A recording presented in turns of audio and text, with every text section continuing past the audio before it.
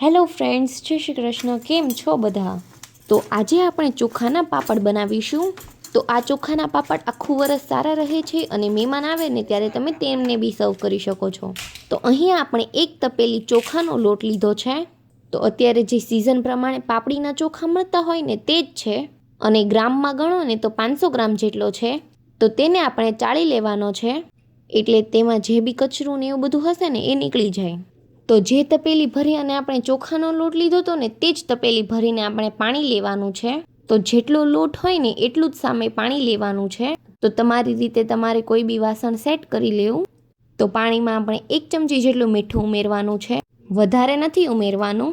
અને અડધી ચમચી જેટલું આપણે આખું જીરું ઉમેરીશું. અને હવે આપણે પાણીને સારી રીતે ઉકળવા દેવાનું છે. તો આ રીતના બબલ્સ થાય ને એવું પાણી આપણે ઉકાળી લેવાનું છે. તો પાણી આપણું પરફેક્ટ ઉકળી ગયું છે. તો તેમાં આપણે 1/2 ચમચી જેટલા મીઠા સોડા ઉમેરીશું. તો રેગ્યુલર જે કરિયાણાની દુકાને છૂટા સોડા મળે ને તે લીધા છે. તો તેને આપણે પાણીમાં ઉમેરી દેવાનું છે. અને જેમ આપણે સોડા નાખશું ને એટલે પાણી આપણું ઉપર આવવા લાગશે, એટલે ફૂલવા લાગશે. એટલે હવે પાણીને આપણે નીચે ઉતારી લેવાનું છે. અને જે આપણે ચોખાનો લોટ લીધો છે ને તે બધો જ એક સાથે ઉમેરી દેવાનો છે. અને વેલણથી આ રીતે મિક્સ કરી લેવાનું છે. અને તમને ખીચું બનાવતા ન આવડતું હોય અને તમારે થોડા પાપડ તમારી જાતે ટ્રાય કરવા હોય તો આ રીતે બનાવશો ને તો બી તમારાથી પાપડ સારા બનશે. તો આપણે એકદમ સરસ ખીચું મિક્સ કરી લીધું છે. તો પાણી અને લોટ બંને પરફેક્ટ છે. તો ખીચું આપણું પરફેક્ટ થઈ ગયું છે ને તો તેને એક આપણે મોટા વાસણમાં લઈ લઈશું. તો હવે આપણે ખીચાને મસળી લેવાનું છે. તો ઠંડા પાણીવાળો હાથ કરી અને ખીચાને આપણે મસળવાનું છે.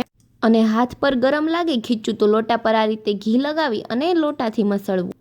તો આપણું એકદમ સરસ ખીચું મસળાઈ ગયું છે અને ખીચામાં બિલકુલ પણ લમ્સ પડ્યા નથી.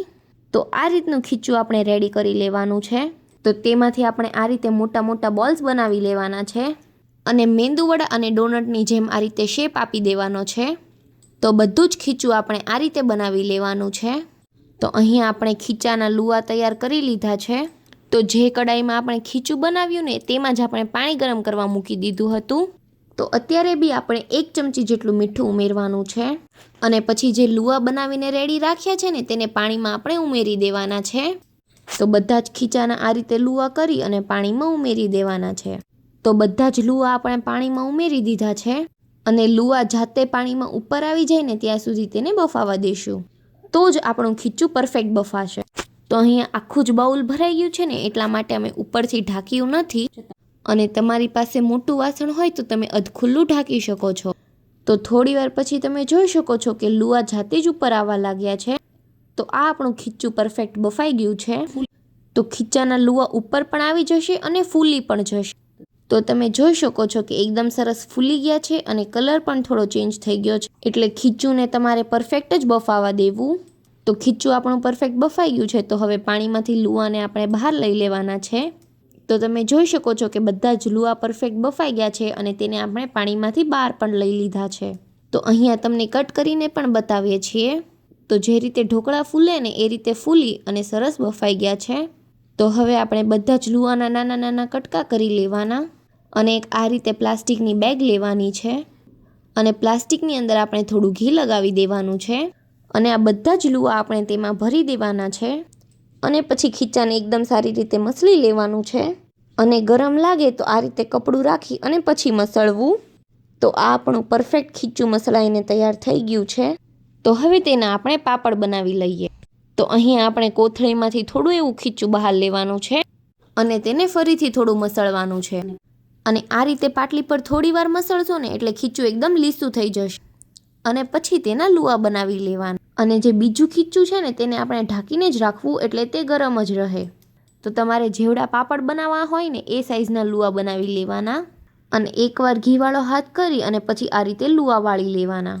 અને આ રીતે ડબ્બામાં ભરી અને ઢાંકતા જવાના એટલે લુવા આપણા ઠંડા ન થાય. અને પાટલી પર આ રીતે કાગળ લગાવી અને તેના પર લુવો મૂકી દેવાનો છે. અને પછી વેલણથી આપણે રોટલી વળીએ ને એ રીતે વણતું જવાનું છે. પણ આપણે જ્યારે પાપડ બનાવીએ ને ત્યારે આપણે પાપડને ન ફેરવીએ, પાટલી ફેરવતી જવાની. તો આ રીતે તમારે પાપડ વણતો જવાનો. અને આ રીતે પાપડ બનાવશો ને એટલે વણતા વખતે અને સુકાઈ ગયા પછી બી પાપડ નહીં ફાટે. અને પાપડને એકદમ હલકા પોચા હાથે વણવાનો, બહુ વજન દઈને નહીં વણવાનો. અને ખીચું ગરમ હોય ત્યારે તમે પાપડ બનાવો ને તો પાપડ તમારા ફટાફટ વણાઈ જશે। તો તમે જોઈ શકો છો આ આપણો પાપડ વણીને તૈયાર થઈ ગયો છે। તો પાપડને આપણે આ રીતે વેલણ ઉપર લઈ લેવાનો છે અને પછી તેને આપણે આ રીતે સાડી ઉપર સૂકવી દેવાનો છે। તો બધા જ પાપડ આ રીતે વણી અને સૂકવી દેવાના છે। તો બધા જ પાપડ આપણા વણાઈ અને સૂકવાઈ ગયા છે।